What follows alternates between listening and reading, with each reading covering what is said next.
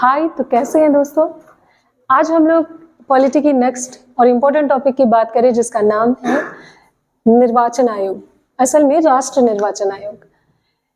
तो निर्वाचन आयोग क्या है? भारत में फेयर इलेक्शन करवाने के लिए इस आयोग का गठन किया गया है। अब फेयर इलेक्शन क्यों जरूरी है? फेयर इलेक्शन जरूरी है ताकि हमारा लोकतंत्र बना रहे। इसे लोकतंत्र का आधार कहा जाता है। क्यों? आप जानते हैं कि लोकतंत्र में जनता अपने प्रतिनिधियों को चुनती है और यही इसकी सबसे बड़ी खासियत है कि अगर हमें कोई अच्छा नहीं लगा तो हमने नेक्स्ट इलेक्शन में उसे हटा देना है। तो यही तो हम करते हैं। लेकिन अगर मान के चले कि आपने इलेक्शन में पार्टिसिपेट किया, आपने चुना अपने प्रतिनिधि को और वो इलेक्शन ही फेयर नहीं था, सारा गड़बड़ घोटाला जो है इलेक्शन में ही हो गया है, तो फिर जो कैंडिडेट बनकर के आएंगे हमारे प्रतिनिधि, क्या असल में वो हमारे प्रतिनिधि होंगे? तो इसका जवाब यही है कि बिल्कुल नहीं। कैसे वो होंगे? आप मान के चलते हैं, एक एग्जांपल लेते हैं इसको। अगर ए और बी दो कैंडिडेट है, आपने क्या करा, मेजोरिटी, आप जानते हैं यहाँ पे कि 50+1 वाला यहाँ रेशियो चलता है कि 50+1 आपने कर दिया तो आप जीत गए ना, मैक्सिमम वोट ले आए तो आप हो गए। तो यहाँ पे मान के चले कि ए जो है, ए को ज्यादातर लोगों ने वोट दिया, 51 लोगों ने वोट दे दिया या 55 लोगों ने वोट दे दिया। लेकिन इलेक्शन में क्या हुआ कि फॉल्स वोट हो गई या कैंडिडेट को सही से जांचा नहीं गया कि कौन है क्या है, और इस तरह से इलेक्शन हो जाती है और पता चलता है लोगों ने अपना प्रतिनिधि ए को बनाया था। अब जब चुनाव का रिजल्ट आता है तो प्रतिनिधि ये जीत जाता है। तो ऐसे में क्या होगा, लोकतंत्र का जो सिस्टम है वो तो पूरा खत्म ही हो जाता है ना। तो इसके लिए क्या जरूरी है? इसके लिए बहुत जरूरी है कि हमारे यहाँ पे जो इलेक्शन हो वो एकदम निष्पक्ष हो और बहुत ही सावधानी से इसे करने की जरूरत होती है कि इलेक्शन जो है वो पूरी सावधानी से की जाए, हर एक बारीकी का ध्यान रखा जाए, पूरे डिसिप्लिन वे में जो है आपका इलेक्शन हो। तो ये होता है। तो यही रीजन था कि कॉन्स्टिट्यूशन में निर्वाचन आयोग का गठन का प्रावधान रखा गया। निर्वाचन आयोग, ये नेशनल की बात कर रहे हैं हम, हालांकि आपको बता दूं कि राज्यों में भी निर्वाचन आयोग का गठन होता है और ये सेंटर की होती है। सेंटर की जो निर्वाचन आयोग होती है वो सेंटर लेवल और राज्य की जो विधानसभा होती है उनके इलेक्शन को कंडक्ट कराती है। तो राष्ट्रीय जो निर्वाचन आयोग है इसका गठन किया गया। तो हम इस टॉपिक में, ये एक छोटा सा टॉपिक है और जिसमें आपको कुछ चीजों को जो पढ़ना होता है वो उसे मैंने कैटेगराइज कर दिया है ताकि हम सीक्वेंस वाइज आगे बढ़ सकें। तो ये क्या है? पहला हम जानते हैं कि आयोग जो है इसका संविधान में स्थिति क्या है, तो इसे मैं आपको बताऊंगी। परिचय की बात करें तो कमीशन जो है इसका संविधान के किस भाग में है? तो निर्वाचन आयोग जो है उसका भाग 15 है। तो ये संविधान के भाग 15 में। दूसरा आता है कि इसके लिए आर्टिकल कहाँ से कहाँ तक है।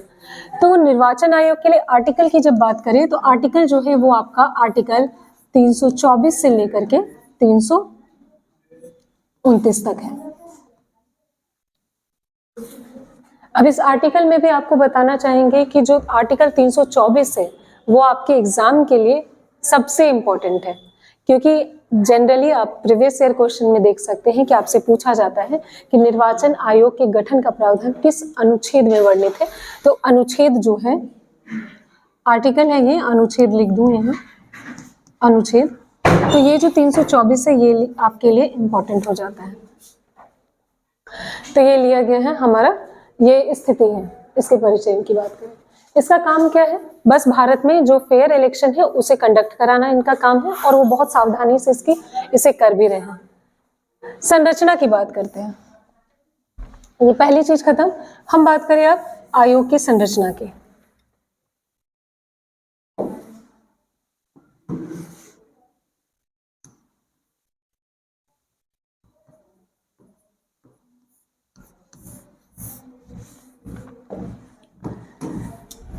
वर्तमान में निर्वाचन आयोग जो है वो एक बहुसदस्य संस्था है। बहुसदस्य का मतलब एक से अधिक इसमें लोग शामिल हैं। संरचना के अंतर्गत आप जानते हैं यहाँ पे अभी क्या है व्यवस्था, एक जो है वो मुख्य निर्वाचन आयुक्त है, मतलब टोटल 3 लोग होते हैं। 3 लोग अभी जो हैं वर्तमान में निर्वाचन आयोग में, एक जो है वो है आपके मुख्य निर्वाचन आयुक्त,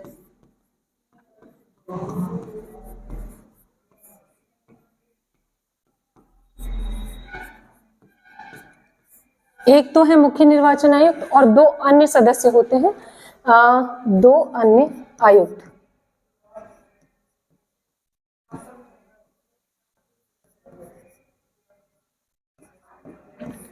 दो अन्य आयुक्त होते हैं। आपको ये भी बताओ, ये जो व्यवस्था है 3 सदस्य की जो व्यवस्था है, पहले क्या होता था ना कि पहले बस मुख्य निर्वाचन आयुक्त होते थे, बस एकल सदस्य थी, एक ही थी। कब तक थी? एक एकल थी। ये जो थी वो 1989 से पहले तक एक ही होते थे, एक सदस्य थे। लेकिन 1989 में इसे पहली बार बनाया गया, 2 अन्य सदस्यों को भी शामिल किया गया था 1989 में। लेकिन आगे चल करके फिर इसे हटा दिया गया। अगले साल फिर इसको कर दिया गया कैसा? एकल सदस्य। लेकिन 1993 से फिर से हम आते हैं 1993 की बात करें। 1993 से क्या किया गया? इसे बहुसदस्य संस्था के रूप में छोड़ा गया है, माने बनाया गया है। तो अब जो 1993 से अब ये 3 सदस्य संस्था है, जिसमें एक निर्वाचन आयोग, मुख्य निर्वाचन और 2 अन्य आयुक्तों से मिलकर ये बनेगी संस्था। अब समझेंगे इन तीनों ही आयुक्तों की नियुक्ति कौन करेगा। तो जैसा कि आपको पता है, जो भी अगर कह ले कि भारत स्तरीय जो भी संस्थाएं होंगी और प्रमुख होंगी, तो उनके सदस्यों की नियुक्ति कौन करेगा? तो जैसा कि आप सोच रहे होंगे राष्ट्रपति, तो वही है। तो राष्ट्रपति, इनकी नियुक्ति कौन करेंगे? नियुक्ति इनकी की जाएगी राष्ट्रपति के द्वारा। नियुक्ति राष्ट्रपति द्वारा, राष्ट्रपति द्वारा इनकी नियुक्ति राष्ट्रपति करते हैं। अब अगर बात करें इन्हें हटाना हो तो क्या करेंगे? इन्हें हटाया भी जाएगा राष्ट्रपति के द्वारा। यहीं पे इस बात को बता दूं, अगर इन्हें हटाना है तो भी वो कौन हटाएंगे? हटाना भी है तो राष्ट्रपति ही हटाएंगे। लेकिन व्यवस्था थोड़ी बदल जाती है। व्यवस्था थोड़ी बदलती, क्या बदलती है यहाँ पे?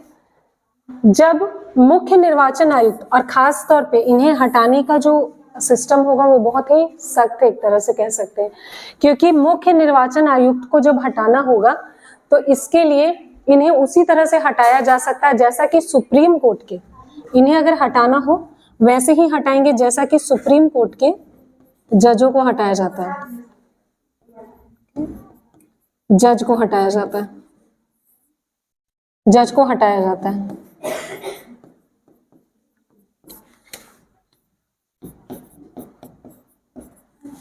चले, अगर इनको हटाना है तो हम तो उस प्रोसीजर को फॉलो करेंगे जो कि सुप्रीम कोर्ट के जज को हटाने के लिए यूज किया जाता है। और जो ये दोनों अन्य आयुक्त हैं, इन दोनों को हटाना हो तो, इनको हटाना हो तो राष्ट्रपति हटाते हैं। लेकिन कब हटाते हैं राष्ट्रपति? राष्ट्रपति हटाते हैं मुख्य निर्वाचन आयुक्त की सलाह पर। अगर मुख्य निर्वाचन आयुक्त राजी नहीं होता है तो राष्ट्रपति नहीं हटा सकते। लेकिन अगर मुख्य निर्वाचन आयुक्त राजी हो जाते हैं तब इन 2 अन्य आयुक्तों को राष्ट्रपति के द्वारा हटाया जा सकता है। सुप्रीम कोर्ट के जज को हटाने की जो प्रक्रिया है वो केवल मुख्य निर्वाचन आयुक्त पर लागू होती है। तो ये हो गया हमारा संरचना, और ये संरचना हो गई। अब आए जो समझते हैं हम आगे कि ये जो आयुक्त होंगे ये तीनों ही, इनके कार्यकाल कितने दिन के होंगे। तो आपको बताएं इनका कार्य, आपको पता है कि इलेक्शन जो है वो 5 साल में होता है, तो इनको एक एक्स्ट्रा साल मिला हुआ है। 5 साल होता है इलेक्शन, आप जानते हैं। हालांकि जैसे लोकसभा इलेक्शन है, राज्यसभा इलेक्शन 6 साल है, तो इनको एक एक्स्ट्रा साल का है, या राज्यसभा के तौर पे 6 साल। तो इनका जो कार्यकाल होगा, इन सदस्यों का जो कार्यकाल होगा,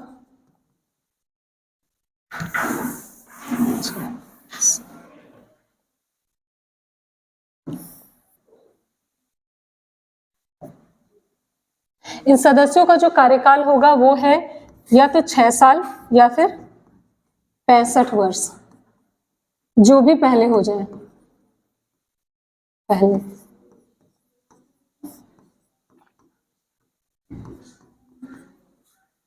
6 साल या 65 साल, जो भी पहले, या तो 6 साल आपने काम कर लिया तब आप हटेंगे, या फिर आपकी उम्र 65 प्लस हो गई है तब भी आपको हटना होता है।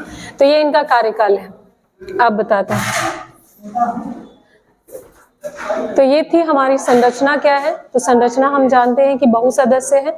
बहुसदस्य का मतलब है कि एक से अधिक है। जो वर्तमान में व्यवस्था है, एक मुख्य आयुक्त होंगे और 2 अन्य आयुक्त होंगे।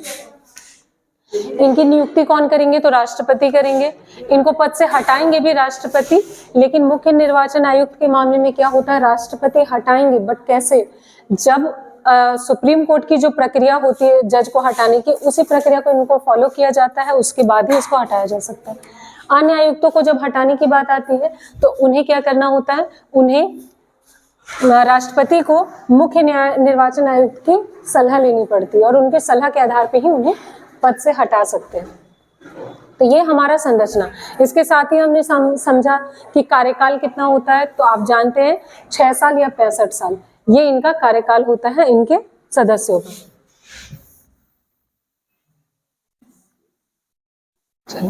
अब आते हैं जो आप इलेक्शन कमीशन काम क्या करता है।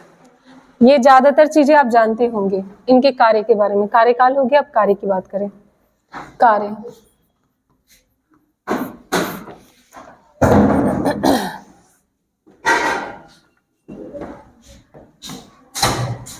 तो ज्यादातर काम को आप जानते हैं।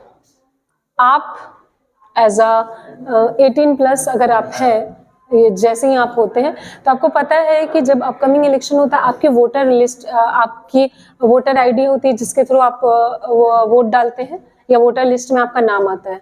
तो ये जो वोटर लिस्ट बनाना, वोटर आईडी जारी करना, ये सभी काम, इस चीज को मैंने पहले इसलिए बताया क्योंकि ये सीधे तौर पे आपसे जुड़ा हुआ है। तो सबसे पहले अगर बात करें तो वोटर लिस्ट जारी करना, लिस्ट या फिर वोटर आईडी जो हम जारी करते हैं, वोटर आईडी जारी करना।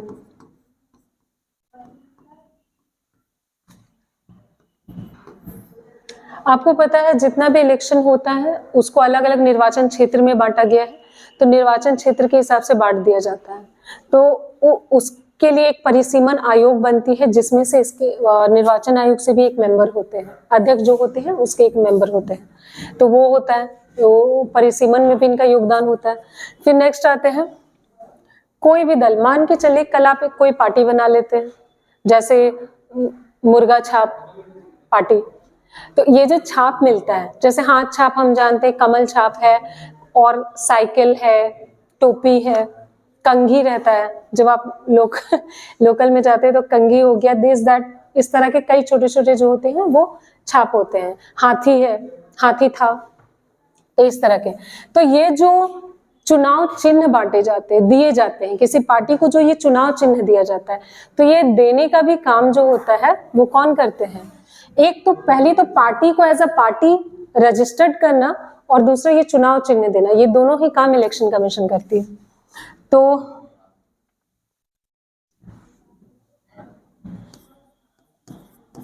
दलों मतलब पार्टी, दलों को मान्यता देना, मान्यता देना,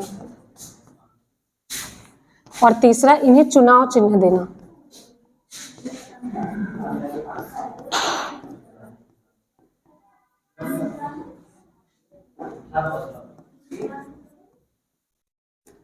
ठीक है, किसी दल को एक दल के रूप में मान्यता, मान लीजिए पार्टी पॉलिटिक्स तो आपके गली मोहल्ले में भी होती है, तो क्या उसको कोई राजनीतिक पार्टी के रूप में मान सकते हैं? किसी भी पार्टी को राजनीतिक पार्टी के रूप में मानने के लिए ये जो मान्यता है वो देने का काम करती है इलेक्शन कमीशन।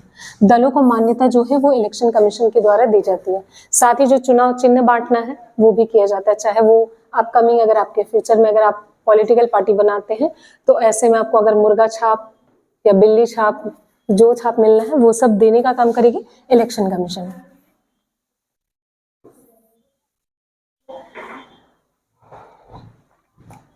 आप इलेक्शन में शामिल होने वाले हैं एज अ कैंडिडेट। अगर मान के चले आप इलेक्शन में खड़े होते हैं, तो आपकी जो पार्टी है उस पार्टी के परफॉर्मेंस के आधार पे आपकी पार्टी को राज्य दल या फिर राष्ट्रीय दल कि राष्ट्रीय दल के रूप में भी मान्यता देना जो होगा वो इलेक्शन कमीशन करेगी।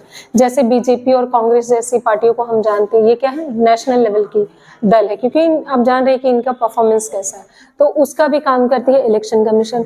अब बताते हैं, आपको पता है कि चुनाव से पहले जो होती हैं कि चुनाव के दौरान आप देखेंगे आचार संहिता, ये लोग अक्सर कहते हैं कि आचार संहिता लागू किया गया, तो आचार संहिता लागू करना जिसमें कि कुछ रूल एंड रेगुलेशन पार्टियों के होते हैं, को दिए जाते हैं, गाइडलाइंस जारी किए जाते हैं कि चुनाव से कुछ समय पहले और चुनाव के दौरान आपकी जो गतिविधि होगी ये कर सकते हैं आप, ये नहीं कर सकते। तो ये जो बाउंड्री तय की जाती है कि आपको कैसे काम करना है, ये काम आप नहीं करेंगे, कुछ चीज़ों को रोका जाता है, जैसे अनाउंसमेंट हो गया, फिर आप चुनाव से कुछ समय पहले जब आचार संहिता लग जाती है तो ये काम, नई वैकेंसीज गवर्नमेंट नहीं निकाल पाती है, तो ये चीज़ें जो होती है ना वो सब आचार संहिता के अंतर्गत आती है। तो आचार संहिता लागू करना ये भी काम क्या है, संहिता को लागू करना,